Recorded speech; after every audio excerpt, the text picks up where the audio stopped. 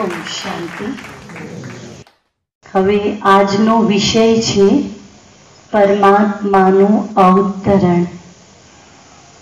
પરમાત્મા એટલે પરમ પિતા પરમાત્મા શિવ, જેમને ભક્તિમાં દેવોના પણ દેવ મહાદેવ કહ્યું છે। કહ્યું છે દેવોના પણ દેવ મહાદેવ। तो देव केटला छे अने महादेव केटला छे? देव केटला होई शके अने महादेव केटला होय?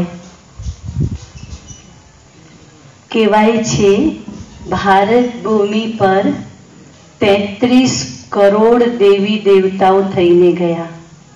कहीए छीए 33 कोटी देवताओं ने वंदन, एटले के 33 करोड़ देवी देवताओं थईने गया અને મહાદેવ એક છે। એટલે કદી પણ મહાદેવો નથી કહ્યું, મહાદેવ કહ્યું છે। જ્યારે દેવી દેવતાઓ માટે દેવી દેવતાઓ કહ્યું છે। એટલે કે દેવી દેવતાઓ અનેક છે અને મહાદેવ એક છે। દેવી દેવતાઓને પોતાનું શરીર છે અને મહાદેવને પોતાનું શરીર નથી, કારણ કે મહાદેવ એટલે કે એક જ્યોત અને એ જ જ્યોતને આપણે પરમ પિતા પરમાત્મા શિવ કહીએ છીએ। તો હવે પ્રશ્ન એ છે કે પરમાત્મા શિવ છે, જ્યોત છે, તો શરીર વગર બોલી શકે? કોઈ પણ વ્યક્તિ સમજો શરીર વગર બોલી શકે? નહીં બોલી શકે। તો પરમાત્મા જે પરમ જ્યોત છે तो शरीर वगर तो ज्ञान पण नहीं आपी शके। तो परमात्मा ने कलियुगना अंत में आ सृष्टि पर अवतरित थवा माटे कोई शरीरनी आवश्यकता हती। तो कलियुगना अंत में परमात्मा पर काया प्रवेश करे छे, एटले के कोई देहनो आधार ले छे અને એમના દેહના આધારે વિશ્વની મનુષ્ય આત્માઓને જ્ઞાન આપે છે। તો પહેલા આપણે એ સમજીએ કે પરમાત્માએ કઈ દેહ એટલે કે કયું શરીર લીધું। તો અહીં જે ફોટો છે એમનું નામ છે લેખરાજ। तो एमनु नाम छे लेखराज। लेखराज दादा 4 वर्षनी उमरना हता त्यारे एमनी मातानु अवसान थई गयुं हतुं। लेखराज दादा 7मा धोरणमां भणता हता त्यारे एमना पिताजीनु पण अवसान थई गयुं। एम कही शकाय के नानी उमरथी ज एमने माता पितानो पूरो प्रेम मळ्यो नहीं, कारण के नानी उमर में माता पिताए देहनो त्याग कर्यो। लेखराज दादाए पिताजीना अवसान पछी भणवानुं छोड़ी दीधुं अने भणवानुं छोड़ीने एमना सग्गा मोटा भाईने करियाणानी दुकान हती तो करियाणानी दुकानमां बेसवा लाग्या। અને કરિયાણાની દુકાન કેવડી? એક નાની દુકાન હોય ને, સમજો પાનનો ગલ્લો, એવડી દુકાન હતી। તો કરિયાણાની દુકાન જો નાની હોય તો ખરીદી કરવા માટે ગરીબ લોકો જ આવશે કે મોટી મોટી ખરીદી બી થશે? નાની નાની જ ખરીદી થશે। એટલે જે મજૂરી વર્ગના લોકો, એવા લોકો ત્યાંથી થોડું થોડું કરિયાણું રોજ ખરીદીને જતા હતા। तो ज्यारे दादा लेखराजना मोटा भाई दुकान पर न होय अने लेखराज दादा दुकान पर बेसे अने कोई खरीदी करवा आवे तो तोल मां वधु आपी देता हता। एटલું જ नहीं, उधार पण आपी दे। हवे एवो तमे कोई वेपारी जोयो जे तोल मां वधु आपे? અને ઉધાર આપ્યા પછી ક્યારે પણ લેખરાજ દાદા ઉઘરાણી નતા કરતા। ચલો ક્યાંક ઉધાર આપનાર કોઈ મળી જશે, પણ તોલમાં વધુ આપનાર તો જલ્દી નહીં મળે, જ્યારે લેખરાજ દાદા તોલમાં વધુ આપતા હતા. લેખરાજ દાદાનો સ્વભાવ ખૂબ દયાળુ હતો, વ્યક્તિત્વ ખૂબ પ્રભાવશાળી હતો. જ્યારે જ્યારે લેખરાજ દાદાના સગા ભાઈને ખબર પડે કે આ તોલમાં વધુ આપે છે, તો લેખરાજ દાદાના મોટા ભાઈ લેખરાજ દાદાને ઠપકો આપતા હતા કે તમે આ રીતે કરશો તો આ દુકાન ક્યાં સુધી ચાલશે, ધંધામાં ખોટ આવશે, પછી આપણે શું ખાઈશું, બીજી તો કોઈ આવક છે નહીં. આવી રીતે ઘરમાં થોડી બોલવાની વાત થઈ તો લેખરાજ દાદાને પછી કુદરતે કોઈ પ્રેરણા આપી અને લેખરાજ દાદા ઘરમાંથી નીકળી ગયા. સીધા ગયા રેલવે સ્ટેશન. નક્કી કર્યું જે ટ્રેન આવશે એમાં બેસી જઈશ. ટ્રેન આવી, એમાં બેસી ગયા. ટ્રેનમાં બેઠા પછી વિચાર કરે છે કે હવે હું ક્યાં જઈશ, ક્યાં રોકાવાનું, ક્યાં ખાવાનું, કોઈ બીજી વ્યવસ્થા તો હતી નહીં. તો ટ્રેનમાં બેઠા બેઠા બેઠા લેખરાજ દાદા અનેક પ્રકારના મનમાં વિચારો કરતા હતા. તો લેખરાજ દાદાની બાજુમાં એક ઝવેરી બેઠા હતા અને ઝવેરીએ પૂછ્યું, તું ક્યાં જાય છે? લેખરાજ દાદાએ કહ્યું, મારા માતા પિતાનું મૃત્યુ થઈ ગયું છે, મને કોઈ રહેવાની ખાવાની ટોટલ સગવડ આપશે તો હું એના ત્યાં કામ કરવા તૈયાર છું. નસીબ જોગે જુઓ, ઝવેરીને કોઈ સંતાન નહોતું. ઝવેરી લેખરાજ દાદાને પોતાની સાથે વ્યવસાયમાં મદદગાર તરીકે લઈ ગયા. હવે દાદા લેખરાજ વ્યવસાયમાં ખૂબ સારી રીતે ઝવેરીને મદદ કરે છે. લેખરાજ દાદા બુદ્ધિશાળી બી હતા અને વિશ્વાસુ પણ હતા. થોડા સમયની અંદર લેખરાજ દાદાએ કમ્પ્લીટ વ્યવસાય સંભાળી લીધો અને વ્યવસાયની બાબતમાં ઝવેરી બિલકુલ નિશ્ચિંત થઈ ગયા. ખૂબ સારી રીતે વ્યવસાય ચાલવા લાગ્યો. એક ગરીબ દાદા લેખરાજ ઝવેરી બની ગયા. કહેવાશે ને, ગરીબ દાદા લેખરાજ ઝવેરી બની ગયા. ધીમે ધીમે ઝવેરીએ લેખરાજ દાદાને વ્યવસાયમાં પાર્ટનર બનાવી દીધા. કારણ કે આમે ઝવેરીને સંતાન તો કોઈ હતું નહીં. તો દાદા લેખરાજ વ્યવસાયમાં, ઝવેરીના વ્યવસાયમાં પાર્ટનર બની ગયા. પાર્ટનર બન્યા પછી એમણે એમનું મકાન અલગ લીધું, પછી એમના લગ્ન થયા, એના પછી એમના બાળકો બી છે. એમ કહી શકાય કે એક ગરીબ દાદા લેખરાજ ઝવેરી બની ગયા અને એમનું ગ્રહસ્થ પણ સરસ રીતે બની ગયું. આ આપણે સમજી ગયા લેખરાજ દાદાની આર્થિક સ્થિતિ. હવે સમજીશું લેખરાજ દાદા નાનપણથી ભક્તિમાં કેવા હતા. સાંભળવા જેવી વાત તો હવે છે કે ભક્તિમાં કેવા હતા. લેખરાજ દાદા 4 વર્ષની એમની ઉંમર હતી. પિતાજી કોઈ પણ સત્સંગમાં જાય તો લેખરાજ દાદાને જોડે લઈ જતા હતા અને લેખરાજ દાદા એકવાર સત્સંગમાં બેસી જાય તો ચાલુ સત્સંગમાંથી ક્યારે પણ ઊભા નતા થતા. ઊભા તો નહીં થવાનું, પણ હલતાય નતા. કેટલી ઉંમરથી? 4 વર્ષની ઉંમરથી એમનો આ નિયમ હતો કે એકવાર સત્સંગમાં બેઠા પછી ઊભા નહીં થવાનું. એ તો બરોબર, પણ હલવાનું બી નહીં. છે તમારામાંથી કોઈ એવા કે જે આ નિયમ પાડી શકતા હોય? એવા કોઈ છો તો હાથ ઉઠાવો. એક કે નહીં? ભાઈઓમાં કોઈ?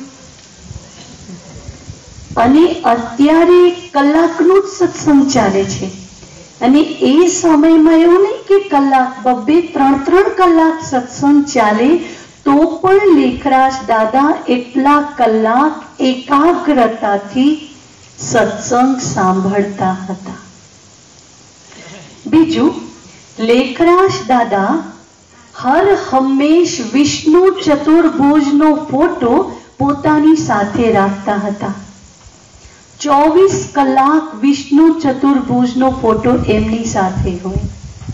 દિવસે ખિસ્સામાં હોય, રાત્રે ઓશિકા નીચે હોય. લેખરાજ દાદા નિયમિત ગીતાનું અધ્યયન કરતા હતા. રોજ એક અધ્યાય વાંચતા હતા. પિતાજીના અવસાન પછી એમણે બીજો નિયમ લીધો કે હવે એક અધ્યાય નહીં, બધા અધ્યાય રોજ વાંચવાના. એટલે કે 18 અધ્યાય રોજ વાંચવા લાગ્યા. છે એવો કોઈનો નિયમ કે નિયમિત 18 અધ્યાયનું વાંચન? તમારામાંથી છે કોઈ કે જે ભક્તિ દાદા લેખરાજે કરી એ ભક્તિ આપણે કરીએ? ચાહે કરી હોય એવા કોઈ છે? નહીં કોઈ? એનાથી આગળ મહત્વની વાત છે, લેખરાજ દાદાએ પોતાના જીવનમાં 14 ગુરુ કર્યા હતા. વિચાર કરો. અને એવું નહીં કે એક ગુરુથી કંટાળ્યા એટલે બીજા ગુરુ કરે, બીજા ગુરુથી કંટાળીને ત્રીજા ગુરુ કરે, એવું નહીં. બધા જ ગુરુ એટલે કે 14 ગુરુઓનું એ સન્માન કરતા હતા અને ગુરુઓની આજ્ઞા પર ચાલતા હતા. કેટલી આજ્ઞા, જેનો એક દાખલો આપું. એકવાર લેખરાજ દાદા ઘરે જમવા બેઠા હતા. હજી 5 રોટલી પણ એમણે ખાધી નથી. એવામાં ગુરુજીની ટપાલ આવી, 2 દિવસ સેવા માટે જરૂર છે, તમે આવી જાઓ. આ જગ્યાએ આપણે હોઈએ તો શું કરીએ? સવારે ટપાલ આવી છે તો કાલે જઈશું, બરાબર છે? ચાહે તો સવારે ટપાલ આવી છે તો સાંજે જઈશું. તો લેખરાજ દાદા જમતા હતા અને ટપાલ આવી અને ગુરુજીની ટપાલ જોઈને તરત જ વાંચી. 5 રોટલી બી ખાધી નથી હજી, ટપાલ જેવી વાંચી, જમવાનું છોડી દીધું, ઊભા થઈને ગુરુજી પાસે જવા માટે નીકળી ગયા. પરિવારજનો કહે છે, જમી તો લો તમે. લેખરાજ દાદા કહે છે, ગુરુનું કહેવું એટલે કાળનું તેડું બરાબર છે. હું આ જ સેકન્ડે જઈશ ગુરુની સેવામાં. સમજી શકો છો કે લેખરાજ દાદા ગુરુ ભક્તિમાં કેટલું માનતા હતા. તમે સમજો, 14 ગુરુ નહીં, કોઈએ એક ગુરુ કર્યા છે તો એમની કેટલી આજ્ઞાનું પાલન કરી શકો છો? હા, સંપૂર્ણ નહીં તો 50% કરી શકો છો. કમ્પેરિઝન કરો, ક્યાં લેખરાજ દાદા સંપૂર્ણપણે ગુરુઓની આજ્ઞાનું પાલન કરતા હતા. આ હતી એમની ભક્તિ. એટલે કે ભક્તિ પણ એમની પ્રથમ નંબરની હતી. કહી શકીએ ટોપ લેવલની ભક્તિ હતી. પહેલા સમજી ગયા લેખરાજ દાદાની આપણે આર્થિક સ્થિતિ. બીજા નંબરે સમજી ગયા લેખરાજ દાદાની ભક્તિ. હવે જોઈશું લેખરાજ દાદાનું ગ્રહસ્થ. બધા ગ્રહસ્થી છો તમે? તમે બધા ગ્રહસ્થી છો? તો લેખરાજ દાદાનું ગ્રહસ્થ જોઈએ. લેખરાજ દાદાના ધર્મ પત્ની, જેમનું નામ હતું જશોદા.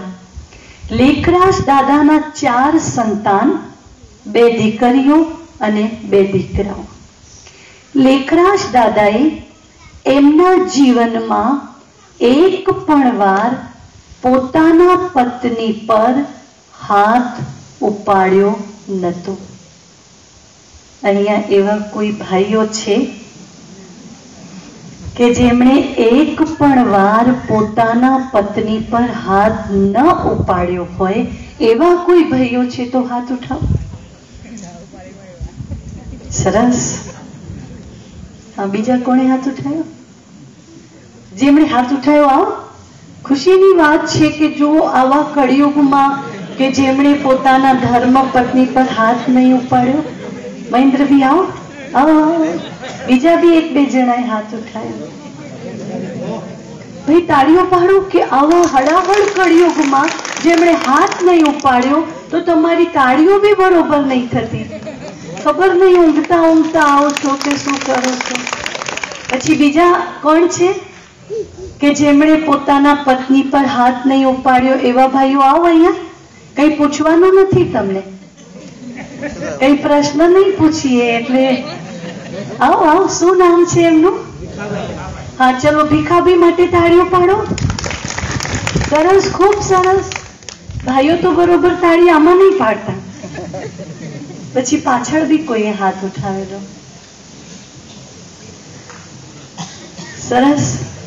તો ચલો મહેન્દ્રભાઈ, ભીખાભાઈ, આ બંને ભાઈઓની એ મહાનતા છે કે ચારે બાજુ દુઃખ, અશાંતિ, ટેન્શન અને અલગ અલગ પ્રકારના સ્વભાવના લોકો છે તો પણ એમણે એક પણ વાર હાથ નહીં ઉપાડ્યો. કારણ કે જો પત્નીને ધર્મ પત્ની કહેવાય, ધર્મ પત્ની કહેવાય છે ને, તો પતિ પત્નીની વચ્ચે ધર્મ હોવો જોઈએ. અને જ્યાં પતિ પત્નીની વચ્ચે ધર્મ હોય છે ને ત્યાં હાથ નહીં ઉપાડતા. જ્યાં ધર્મને કાઢી લે છે ત્યાં મારામારી ચાલુ હોય છે. સુંદર. મહેન્દ્રભાઈ, મને ખુશી થઈ. હું વર્ષોથી શિબિર કરાવું છું. મને એટલા વર્ષોમાં 7-8 જણ જ મળ્યા છે હજી સુધી કે જેમણે પોતાના પત્ની પર હાથ ન ઉપાડ્યો હોય. એનાથી આગળ મોટી વાત કહું, લેખરાજ દાદાએ પોતાના પત્ની પર હાથ તો નહોતો ઉપાડ્યો, પણ એમણે પોતાના પત્ની પર ક્રોધ નહીં કર્યો. એક પણ વાર એમણે પોતાના પત્ની પર ક્રોધ નહોતો કર્યો. છે કોઈ એવા કે જેમણે ક્રોધ નહીં કર્યો? એમાં જે પાસ છે હાથ ઉઠાવો. લેખરાજ દાદાએ ક્રોધ તો નહોતો કર્યો, પણ ક્રોધમાં આવીને પેલી આંખો ખાલી બતાવે ને, આમ જાહેરમાં ક્રોધ ન કરે પણ આંખો બતાવે એવું પણ એમણે નહોતું કર્યું. વિચાર કરો તમે, એમની કેટલી મહાનતા હતી કે ક્યારે ન હાથ ઉપાડે, ન ક્રોધ કરે, અને ન ક્રોધમાં એમણે આંખો બતાવી પત્નીને. એનાથી આગળ વિશેષતા એમની, લેખરાજ દાદાના 4 સંતાન, 2 દીકરી 2 દીકરા. 4 બાળકો ઉપર એમણે એક પણ વાર હાથ ઉપાડ્યો નતો, ક્રોધ કર્યો નતો, અને ક્રોધમાં આંખો બી બતાવી નહીં. એવા કોણ છે કે જેમણે બાળકો પર હાથ ન ઉપાડ્યો હોય? એવા માતા પિતા કોણ છે?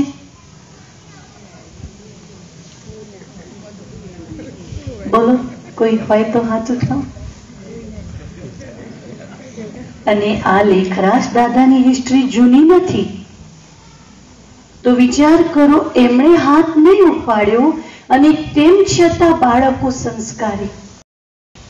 હવે કઈ રીતે એ બાળકોને યુક્તિથી વાળી લેતા હતા? તો એમની દીકરી એક નાની, તો લેખરાજ દાદાને જે હીરાનો વ્યવસાય હતો, તો સાચા હીરાના ગળાના અલગ અલગ સેટ બનાવે ને, તો વ્યવસાય કોની સાથે હોય? સાચા હીરા કોણ ખરીદે? હા, સામાન્ય પ્રજા તો નહીં ખરીદે. કોઈ એકદમ સુખી, એટલે રાજાઓ જે ગણાતા હતા, ઉદયપુર અને જયપુરના રાજા મહારાજાઓ, એ લોકો આવા સાચા હીરાના ગળાના સારા સારા સેટ ખરીદતા હતા. તો એકવાર એમની દીકરી જીદ કરે છે લેખરાજ દાદાને કે મારે બી તમારી જોડે આવું છે.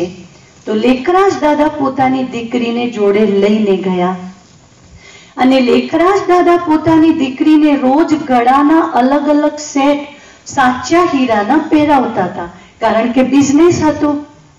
અને એકવાર માથામાં દીકરીને બક્કલ પહેરાવ્યું, જેમાં 5-5 મિનિટે મ્યુઝિક વાગે.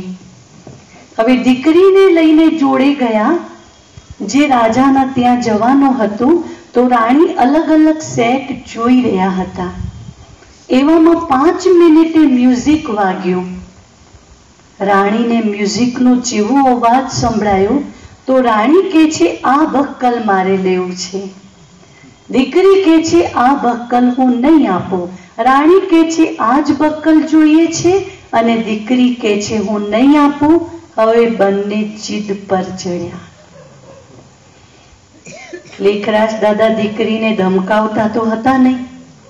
રાણીની જીદ અને દીકરીની જીદ બંને પાવરફુલ હોય ને. હવે કોને શું કેવું, આ સમય શું કરવું જોઈએ? બોલો, તમે હોય તો શું કરો? હા, દીકરીને બે લાફા મારી લાય બક્કલ, કે ત્યાંથી તો પૈસા આવશે. બરાબર ને? શું કરો બોલો? ધમકાઈ? બરાબર. લેખરાજ દાદાએ શું કર્યું? પ્રેમથી દીકરીને લઈને ઘરે આવ્યા. રાણીને કહ્યું કે હું ઘરે જઈને આ બક્કલ મોકલી દઉં છું. દીકરીને લઈને ઘરે આવ્યા અને પોતાના ધર્મ પત્ની જશોદાને કહ્યું કે જમવાનું આપો, પણ દીકરીને કાલનું વાસી ભોજન આપજો અને મને આજનું તાજું ભોજન. દીકરી કે કેમ હું વાસી ભોજન ખાઉં?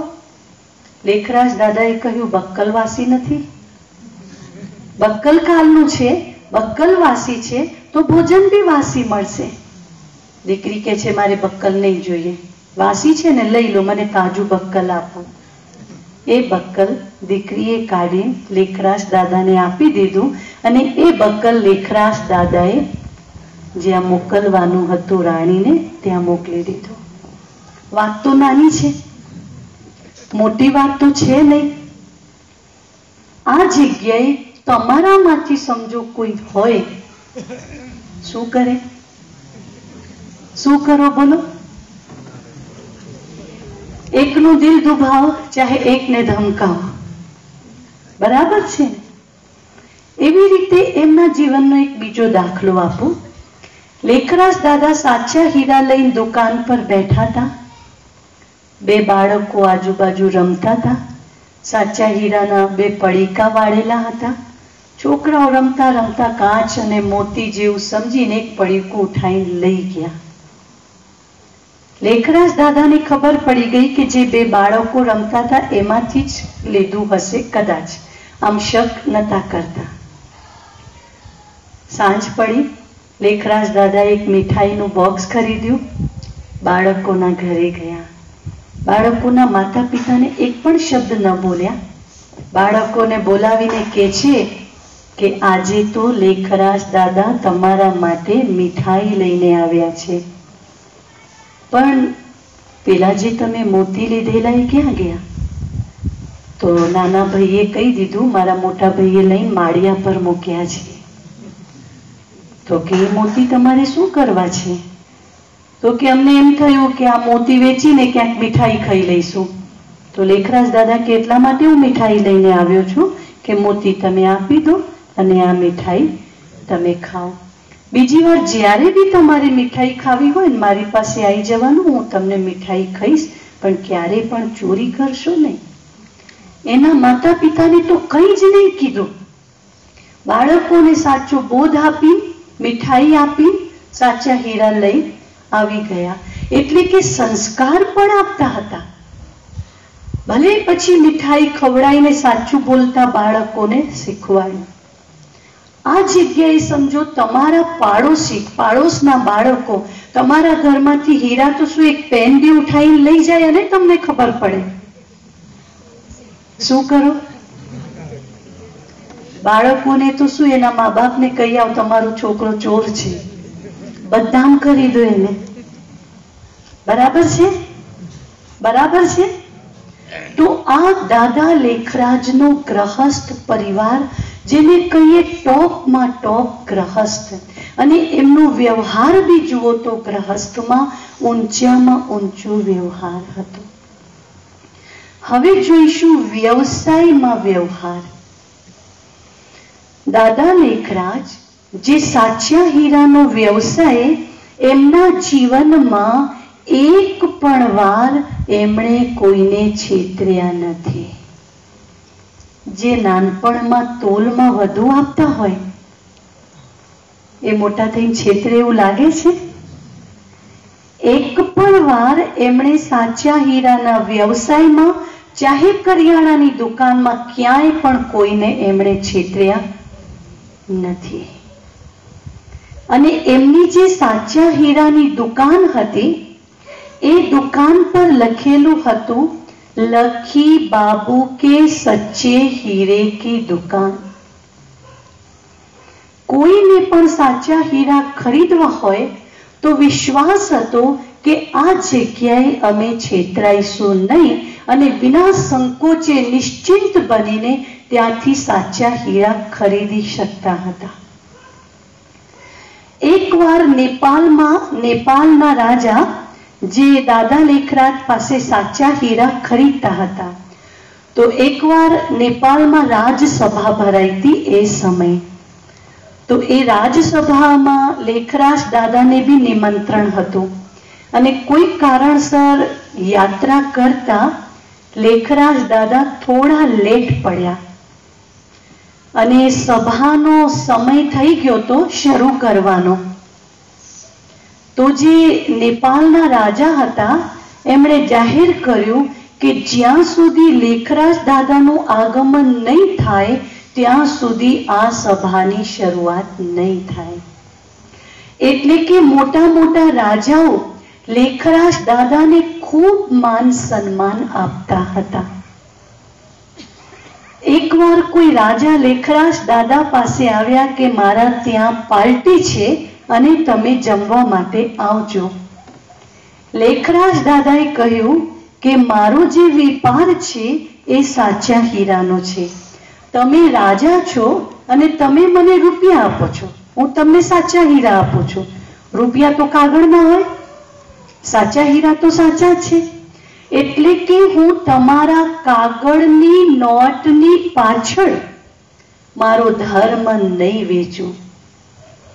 એટલે કે એમણે એ ઉત્તર આપ્યો કે તમે રાજા મહારાજા, તમારા ત્યાં જે પાર્ટી થાય છે એમાં માંસ અને દારૂનો ઉપયોગ થાય છે, અને હું વૈષ્ણવ છું, એટલે કે હું માંસ, મદિરા કે આવી કોઈ પણ વસ્તુ લેતો નથી, એટલા માટે તમારી પાર્ટીમાં હું નહીં આવું. હવે આમ જુઓ તો લેખરાજ દાદા એક વેપારી છે અને સામે એક રાજા છે. આપણને તો કોઈ મોટી વ્યક્તિ જો નિમંત્રણ આપે તો વિચાર કરો, કોઈ મોટી વ્યક્તિનું નિમંત્રણ મળે તો શું કરીએ? કેવા ખુશીથી તૈયાર થઈને કે વટમાં એમ કે આજે તો આ જગ્યાએ જવાનું છે. જ્યારે લેખરાજ દાદાએ એના ધર્મનું સ્થાન એમણે પ્રથમ આપ્યું, બીજા બધા જ સ્થાન સેકન્ડ નંબરે હતા. જ્યારે આપણે શું કરીએ છીએ? બધાનું સ્થાન પ્રથમ, ધર્મનું સ્થાન છેલ્લું. આ હતો એમનો વ્યવસાયમાં વ્યવહાર. એટલે કે જે એમણે વ્યવસાય કર્યો એમાં જે એમનો વ્યવહાર હતો ખૂબ ઉચ્ચ લેવલનો હતો. હવે કમ્પેરિઝન કરો કે એમનું ગ્રહસ્થ, એમનો પરિવાર, એમનો વ્યવસાય અને એમની ભક્તિ અને એમની આર્થિક સ્થિતિ, બધામાં એ આપણાથી આગળ છે કે પાછળ છે? અને કદાચ ટકાવારી કાઢવામાં આવે તો આપણે કેટલા ટકામાં ગણાઈશું અને લેખરાજ દાદા કેટલા ટકામાં ગણાશે?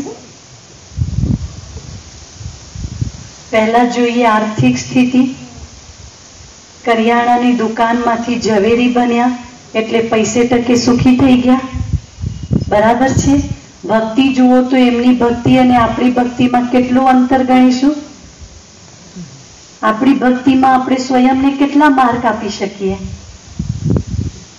કેટલા આપી શકશો?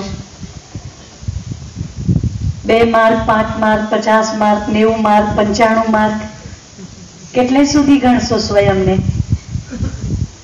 હા, કોઈ નક્કી નહીં. બહેનો, તમે તમારું ભક્તિમાં તમારું સ્ટેટસ કેટલું ગણી શકશો? 1% ગણાઈશું?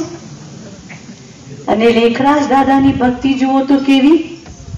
14 ગુરુ, રોજ 18 અધ્યાય ગીતાના, 24 કલાક વિષ્ણુ ચતુર્ભુજનો ફોટો, સત્સંગમાં બેઠા પછી ઉઠવાનો તો નહીં, હલવાનો એ નહીં. કેટલી ઉચ્ચ લેવલની ભક્તિ ગણીશું? એમની ભક્તિ માટે કહેવાય છે નવધા ભક્તિ કરી હતી એમણે. ભક્તિમાં એ શ્રેષ્ઠ હતા. ગ્રહસ્થ પરિવાર જુઓ તો પત્ની સાથે કદી ઝઘડો નહીં થયો, બાળકો સાથે ઝઘડો નહીં થયો, તો ઉચ્ચ લેવલનો ગ્રહસ્થ ગણીશું. વ્યવસાય ઉચ્ચ લેવલનો. હવે એનાથી આગળ તમને કહું, 2 દીકરા હોય એટલે વહુ હોય ઘરમાં કે નહીં? હા, મુખ્ય વાત આવી ને. હવે 2 દીકરા હતા એટલે લગ્ન થાય એટલે વહુ તો આવે ને ઘરમાં. તો દાદા લેખરાજના દીકરાની જે વહુ હતી, તો આ લોકોનો એક પણ વાર ઘરમાં વહુ છે તો પણ સાસુ વહુની ટસલ નહીં થઈ. ચલો લેખરાજ દાદા તો બરોબર, પણ સાસુ વહુની પણ ટસલ એક પણ વાર નહીં થઈ. આખી જીવન કહાનીમાં જુઓ તો અહીંયા કેટલી સાસુ એવી છે? હા, કેટલી સાસુ એવી છે કે જેમણે એક પણ વાર ઘરમાં વહુ સાથે ટસલ નહીં થઈ હોય? કોઈ હોય તો હાથ ઉઠાવો. એક પણ નહીં. ભાઈઓમાંથી તો જુઓ 1-2 નીકળ્યા કે જેમણે પત્ની પર હાથ નહીં ઉપાડ્યો, પણ એવી કોઈ સાસુ છે કે જેનો વહુ સાથે નહીં બગડ્યું હોય? જો આવું કોઈ હોય તો સારી વાત છે, હોય તો હાથ ઉઠાવો. એક પણ નહીં. તો હવે વિચાર કરો, તમે ખાલી આમ કલ્પના તો કરી શકશો ને કે એવા તો કેવા લેખરાજ દાદા હતા કે જેમણે પત્નીને પણ એટલા સરસ તૈયાર કર્યા કે જેમનું સાસુ વહુ વચ્ચે ઘરમાં એક બી વાર ઝઘડો નહીં થયો. કેટલા એમની અંદર સદગુણો હશે કે જીવનના દરેક ફિલ્ડમાં પ્રથમ નંબર. એવી જીવન કહાની હતી દાદા લેખરાજની કે એમના પરિવારમાં દીકરા ને વહુઓ વચ્ચે પણ કોઈ વાર પણ ટસલ નથી થઈ. એમણે એ વાત, જ્ઞાનની વાત પહેલેથી સ્વીકારી હતી. અને આજકાલ સંસારીઓ શું કરતા હોય, જ્યારે ગ્રહસ્થથી કંટાળે, દુખી થાય, ટેન્શનમાં આવે, અશાંતિ હોય, ત્યારે કે ચલો હવે ભગવાનનું નામ લઈએ, ઘરડા થયા છીએ તો બીજું શું કરીએ, છેલ્લે તો થોડી શાંતિ મળે. જે કામ પહેલું કરવાનું હતું, હા, જે કામ પહેલું કરવું જોઈતું હતું એ છેલ્લે કરે છે. વાત એવી બની, 70 વર્ષની તમારી ઉંમર છે અને કોઈ આવીને કે લો 50 લાખ રૂપિયા. તમે કહેશો આ ઉંમરે નથી ખવાતું, નથી ક્યાંય ફરવા જઈશું. આ પૈસા જો 35 વર્ષની ઉંમરે મળ્યા હોત તો મજા આવી ગઈ હોત. જ્ઞાન એવું છે, પછી પણ લઈ શકાય છે, પણ જેટલું જલ્દી લઈશું એટલા એના વધુ ફાયદા થશે. તો લેખરાજ દાદા નાનપણથી આ વાત સમજતા હતા, એટલે જ્ઞાન એમણે પહેલેથી સ્વીકાર્યું હતું. અને પહેલેથી સ્વીકારવાના લીધે એમના જીવનના બધા જ પાસા સારા હતા. અને આપણે છેલ્લે સ્વીકારીએ છીએ, બધા પાસા પૂરા થઈ ગયા હોય છે. એટલા માટે જ્ઞાન માટે શું કહેવાય છે? જાગ્યા ત્યારથી સવાર. કારણ કે ઘરડા થઈ ગયા, હવે યુવાન થઈએ અને જ્ઞાન લઈએ એ તો શક્ય નથી. બરાબર છે, પણ જે ઘરડા છે એ ત્યાંથી જ જ્ઞાનમાં જાગો. પણ જે યુવાનો જ્ઞાનમાં આવ્યા છે એ તો રાહ નહીં જુએ કે અમે ઘરડા થઈશું પછી જ્ઞાનમાં જોડાઈશું, કે એમને રાહ જોવી જોઈએ? વડીલો બોલો શું કરવું જોઈએ? સમજો અમુકની ઉંમર થાય અને જ્ઞાન મળે તો એમને એમ થાય કે અમે લેટ પડ્યા, તો યુવાનોએ શું કરવું જોઈએ? એમને બી લેટ થવું જોઈએ કે એમને સમય પહેલા જ્ઞાન લેવું જોઈએ? સમય પહેલા લો તો જીવનભર એનો ઉપયોગમાં લઈ શકીએ જ્ઞાન, અને છેલ્લે લો તો એના કોઈ ફાયદા પૂરેપૂરા નહીં લઈ શકો. તો પૂરા ફાયદા લેવા માટે જલ્દી જ્ઞાન અપનાવવું પડે. તો એવા દાદા લેખરાજ કે જેનું જીવન સંપૂર્ણ ગણાતું હતું, તેમ છતાં એમને એમ લાગતું હતું જીવનમાં હજુ કંઈ ઘટે છે. અને એક સંકલ્પ એમનો પાકો હતો, ગમે તે રીતે હું ભગવાનને મેળવીને જ રહીશ. 14 ગુરુ છે તો પણ કહે છે હું ઈશ્વર પ્રાપ્તિ તો કરીને જ રહીશ. તો ઈશ્વર પ્રાપ્તિના એમના સંકલ્પો હર હંમેશ હતા. એટલે જેમ જેમ ઉંમર થતી ગઈ તેમ તેમ વ્યવસાય ઘટાડતા ગયા અને ભક્તિ વધારતા ગયા. એમના જીવનમાં એમને અમુક સાક્ષાત્કાર થયા. મહત્વની વાત હવે સાંભળજો. દાદા લેખરાજ એકવાર બગીચામાં બેઠા હતા. બેઠા બેઠા બેઠા એમને એક સાક્ષાત્કાર થયો, અને એ સાક્ષાત્કાર વિષ્ણુ ચતુર્ભુજનો હતો. અહમ ચતુર્ભુજમ તત્ત્વમ, એટલે કે તમે અને હું બંને એક છીએ. અને થોડી ક્ષણોમાં એ સાક્ષાત્કાર પૂરો થયો. દાદા લેખરાજ ચારે બાજુ જોવા લાગ્યા. મેં જે વિષ્ણુ ચતુર્ભુજને જોયા એ ક્યાં ગયા? મેં જે વિષ્ણુ ચતુર્ભુજને જોયા એ ક્યાં ગયા? બધાને પૂછે છે વિષ્ણુ ચતુર્ભુજ ક્યાં ગયા? પણ સાક્ષાત્કાર તો સેકન્ડોનો હોય. દાદા લેખરાજ વ્યવસાય ઘટાડે છે, ભક્તિ વધારે છે. એટલા માટે કે મને જે સાક્ષાત્કાર થયો છે એ ફરી સાક્ષાત્કાર થાય. થોડા વર્ષો પછી બગીચામાં બેઠા હતા, અને બેઠા બેઠા બેઠા એમને બીજો સાક્ષાત્કાર થયો.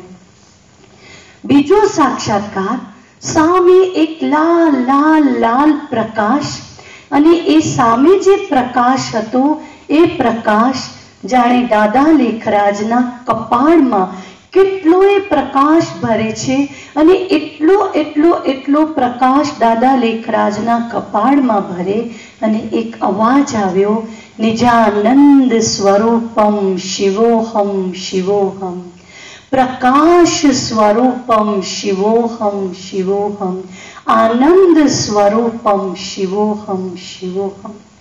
ત્યાં સાક્ષાત્કાર પૂરો થયો. સાક્ષાત્કાર પૂરો થયો. ફરી એ જ સ્થિતિ. મેં નિજાનંદ સ્વરૂપમને જોયા. એ કોણ હતા?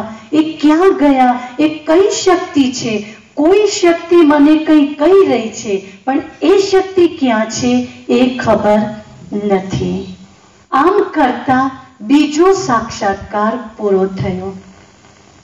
બે સાક્ષાત્કાર થયા ત્યાં સુધી દાદા લેખરાજ કંઈ સ્પષ્ટ સમજી શક્યા નહીં કે આ મેં શું જોયું છે.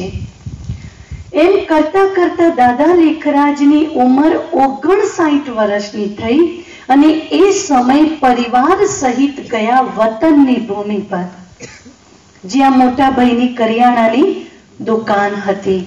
તો પરિવાર સહિત વતનની ભૂમિ પર ગયા, અને ત્યાં જઈને એમણે એમના બધા જ ગુરુ 14 ગુરુ બધાને નિમંત્રણ આપ્યું, અને પોતાના ઘરે ગીતા પાઠ સત્સંગ રખાવડાયું.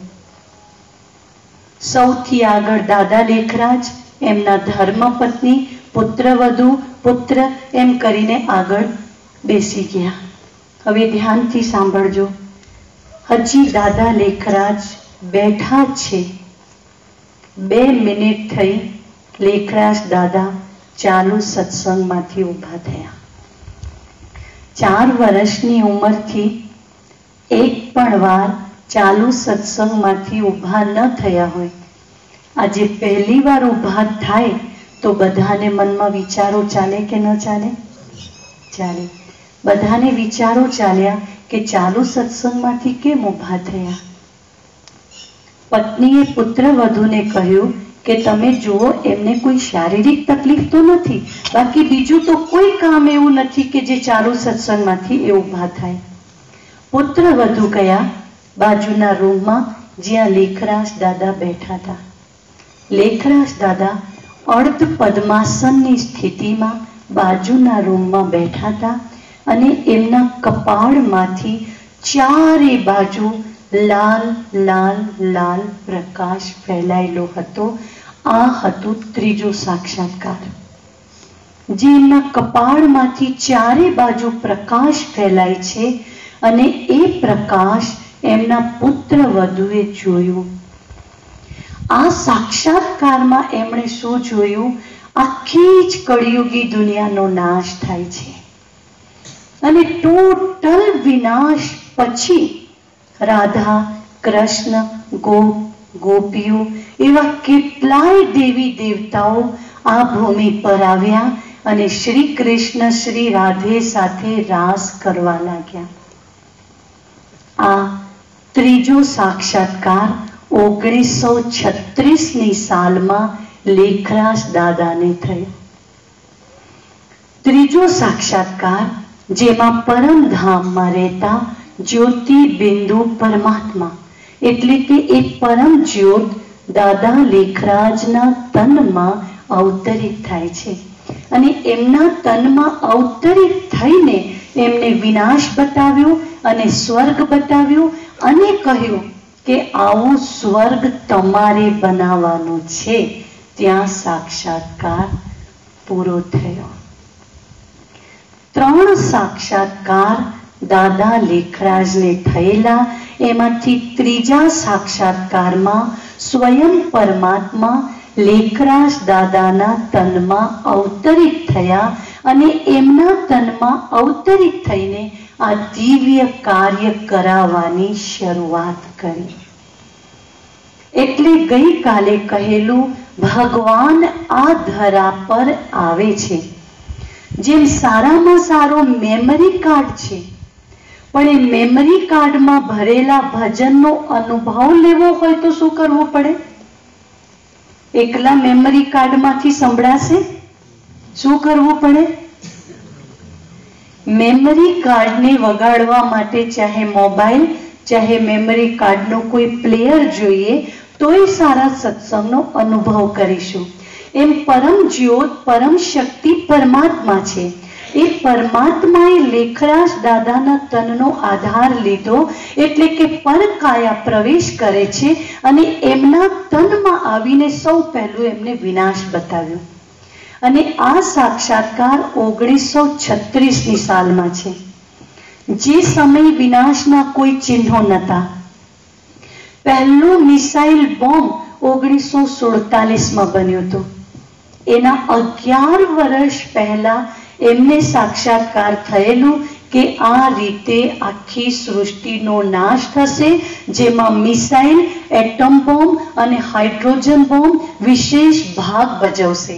જ્યારે મિસાઇલ બોમ્બની કોઈ નિશાની નથી ત્યારે એમને સાક્ષાત્કાર થયેલું. તમને ખબર હોય તો 1947માં એક નાનું બોમ્બ બન્યું અને જાપાનમાં જે ફેંકેલું ત્યાં પણ આજે કોઈ બાળક જન્મે તો ખોડ ખાપણવાળું જન્મે છે 47માં. અને 37માં ભગવાન પરમાત્મા શિવ બાબાએ લેખરાજ દાદાને કહ્યું આ રીતે સમગ્ર સૃષ્ટિનો નાશ થશે. નાશ પછી પૂરો નહીં થાય, ફરીથી આ ભૂમિ પર શ્રી કૃષ્ણ શ્રી રાધે અને ગોપીઓ આવશે. હવે પ્રશ્ન એ છે, ફરીથી જો ગોપી આવશે તો કોને કોને નંબર લગાવવું છે એમાં જવા માટે? પ્રશ્ન તો ત્યાં છે ને કે આવી દુનિયા આવશે પણ જવા કોને કોને મળશે? કોણ જઈ શકશે? તમારામાંથી કોને કોને આવશે? જેને જેને આવું છે હાથ ઉઠાવો. કોઈને નહીં આવું? જેને જેને ખૂબ સુંદર દુનિયા જ્યાં રાધા કૃષ્ણ ગોપીની દુનિયા છે એવી દુનિયામાં જેને આવું છે એવા હાથ ઉઠાવો. કોઈને નહીં આવું? દયાભાઈ, આ લોકો તો કોઈ તૈયાર નથી થતા. હા, વિચારમાં પડી ગયા, કઈ દુનિયા હશે, કઈ બાજુ હશે? હા હા, તમને એમ કે કઈ બાજુ બેન લઈ જશે એવું છે? હા, આજ ભૂમિ પર આખી દુનિયા બદલાઈ જશે. આજ ભૂમિ પર દેવી દેવતાઓનું આગમન થશે. આજ ભૂમિ પર રાધા કૃષ્ણ લક્ષ્મી નારાયણ આવશે. તમારામાંથી બી ઘણા લોકો આવી શકશે. તમે એમ નહીં સમજો કે અમે તો કળિયુગ વાળા છીએ, અમે શું જઈશું? બીજા તો ક્યાંથી આવવાના? જે આવશે આ સૃષ્ટિમાંથી જ આવશે ને, કે બીજે ક્યાંથી આવશે? જે આવશે આ જ દુનિયામાંથી આવશે. તમારામાંથી જેની ઈચ્છા હશે એ આવશે, જે સંકલ્પ કરશે એ આવશે. અને અત્યારે જે અહીંયા શિબિર ચાલે છે, ઉપરથી પરમપિતા પરમાત્મા શિવ બાબા જોઈ રહ્યા છે. અને તમે જો હાથ નહીં ઉઠાવતા તો બાબા ચોપડામાં નોંધણી નહીં કરતા કે ચાલશે આ લોકોને નહીં આવતો. આ આંગળીનું મહત્વ કેટલું છે સમજો. અહીંયા અમે બે બહેનો બેઠા હોઈએ અને આમ આંગળી કરીને આપસમાં કોઈ વાત કરીએ તો સામે જે બેઠા હોય એમના મનમાં વિચાર ચાલે કે આ બંને બહેનો ભેગા થઈને જે તરફ આંગળી છે એ વ્યક્તિને વિચાર ચાલે કે મારી જ કોઈ વાત કરતા હશે. ચાલે કે નહીં? જે તરફ આંગળી જાય એના વિચાર ચાલે.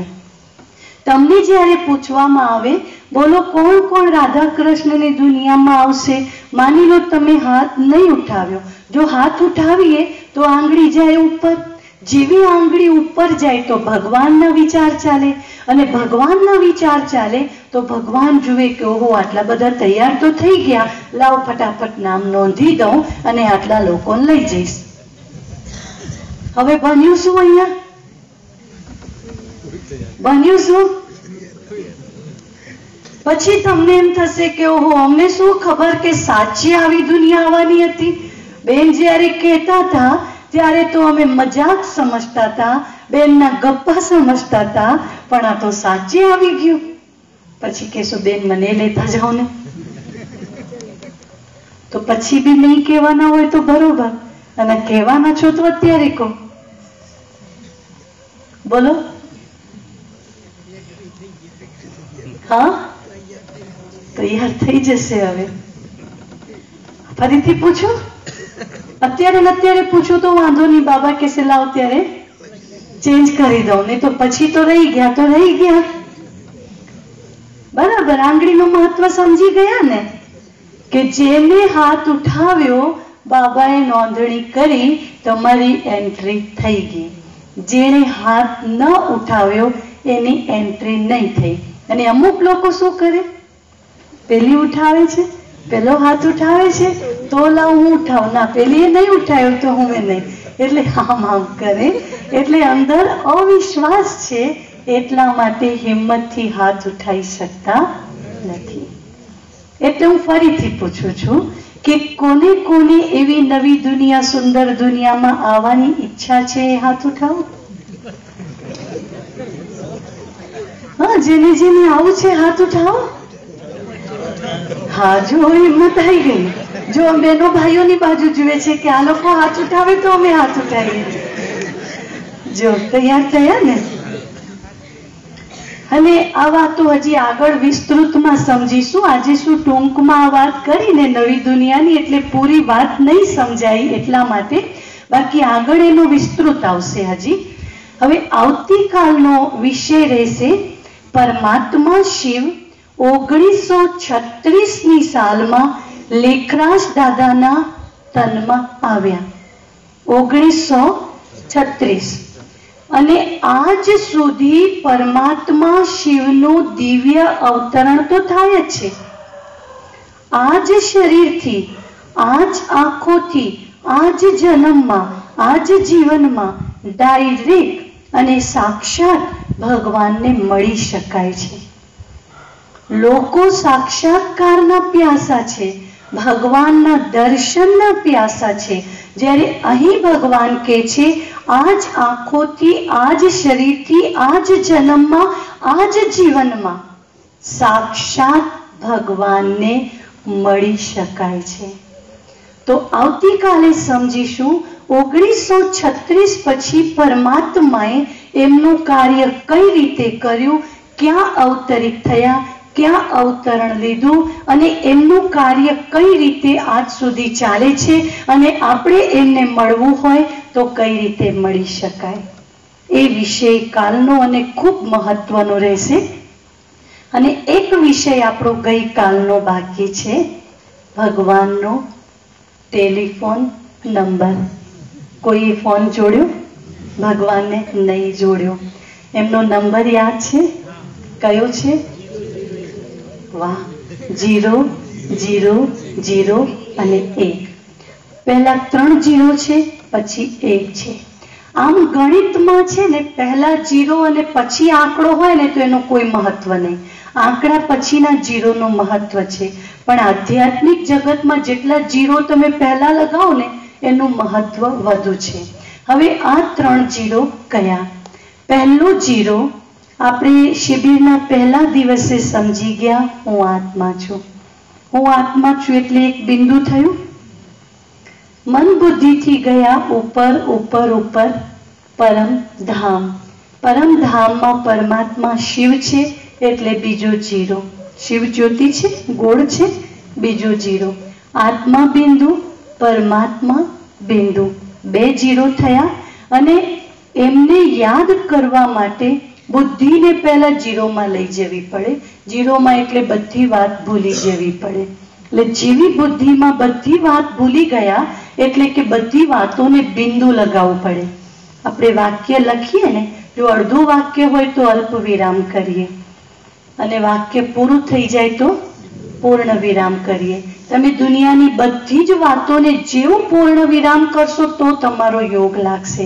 નહીં તો શું બનતું હોય, યોગમાં બેઠા તો ગઈકાલે ને પેલા લોકો આવું બોલીને ગયા હતા એટલે મારું મન ભગવાનમાં નહીં લાગતું.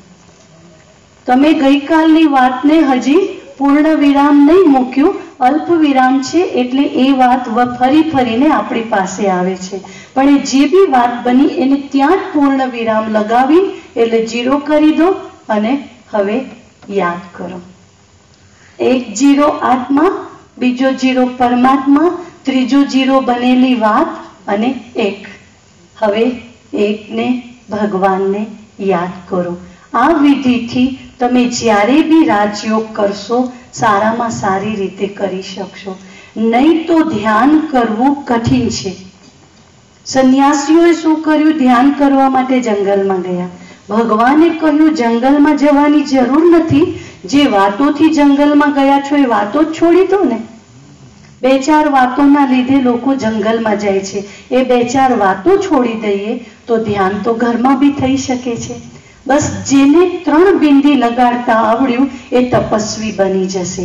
જેને બિંદુ લગાડતા નહીં આવડે એ ક્યારે તપસ્વી નહીં બની શકે. એટલે જીવનમાં જે પણ વાતો બની છે, દુઃખની, સુખની, ખરાબ જે પણ છે, સુખની ભલે કોઈ વાર સ્મૃતિમાં લો, પણ વારંવાર પેલીએ આવું કહ્યું ને, પેલાએ આવું કર્યું ને, આમ થયું તેમ થયું, એ વાતોને સ્ટોપ, બિંદુ. અને એ બિંદુ લગાવીને તમે ધ્યાન કરો. પછી જુઓ કેવું ધ્યાન થાય છે. આ છે 3 0. અને કાલનો સુંદર વિષય રહેશે ભગવાન આવ્યા છે, આપણે એમને મળવું છે. મળવું છે પરમાત્માને, મિલન મનાવવું છે પરમાત્મા સાથે. જો એકવાર તમને ભગવાન મળી જાય તો શું વાત કરશો? કે ભૂલી જશો બધું? હા, શું કીધું? વાહ ભાઈ વાહ, જો કેટલો સરસ ઉત્તર આપ્યો. બીજા ઉત્તર ભલે નહીં આપ્યા પણ મુખ્ય ઉત્તર તો કોણે આપ્યો? પકડી લઈશું. જો ભગવાન એકવાર બી મળી જાય ને તો મનોરપુર ગામમાંથી તો બીજે ક્યાંય જવા જ નહીં દઈએ. અહીંયા જ રહો કે તમે પહેલા અહીંયા ચેન્જ થાય પછી બધું થઈ જશે. હા બરાબર.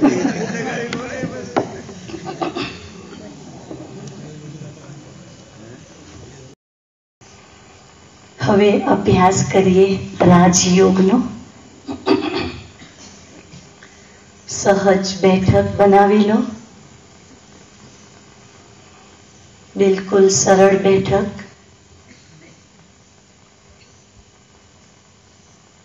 થોડી ક્ષણો માટે દુનિયાને ભૂલી જાઓ.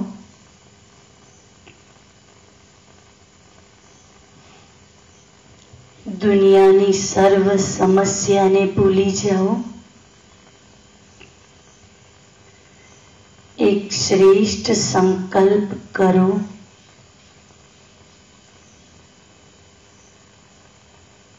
હું એક આત્મા છું. હું આત્મા આ શરીરને ચલાવનારી આંખો દ્વારા જોનારી કાનો દ્વારા સાંભળનારી મુખ દ્વારા બોલનારી હું આત્મા એક ચેતન શક્તિ છું. મન બુદ્ધિથી ચાલ્યા જાઓ ઉપર ઉપર ઉપર પરમધામ, જ્યાં પરમ પિતા પરમાત્મા નિવાસ કરે છે. પરમ પિતા પરમાત્મા શિવ બાબા આપ શાંતિના સાગર છો. હું આત્મા શાંત સ્વરૂપ છું. હે પ્રભુ પિતા પરમાત્મા આપ આનંદના સાગર છો. હું આત્મા આનંદ સ્વરૂપ છું. આપ પ્રેમના સાગર છો. હું આત્મા પ્રેમ સ્વરૂપ છું. આપ પવિત્રતાના સાગર છો. હું આત્મા પવિત્ર સ્વરૂપ છું. આપ સર્વ ગુણોના ભંડાર છો. આપની યાદ દ્વારા મુझ આત્માને શાંતિ અને શક્તિના કિરણો પ્રાપ્ત થઈ રહ્યા છે. હું એક શક્તિ સ્વરૂપ આત્મા છું. પ્રકાશ સ્વરૂપ આત્મા છું. પરમધામથી આ સૃષ્ટિ રૂપી રંગમંચ પર પાછી આવી રહી છું.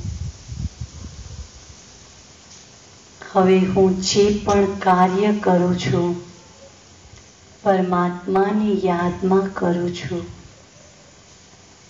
મારા દરેક કાર્ય મહાન બની રહ્યા છે. મારું જીવન ધન્ય ધન્ય બની ગયું છે.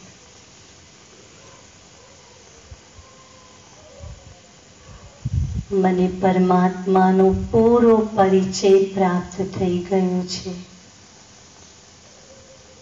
હે પ્રભુ પિતા પરમાત્મા હવે હું તમારો હાથ અને સાથ કદી નહીં છોડીશ. હું આત્મા તમારી બની ગઈ છું અને બનીને જ રહીશ. ઓમ શાંતિ. ઓમ શાંતિ.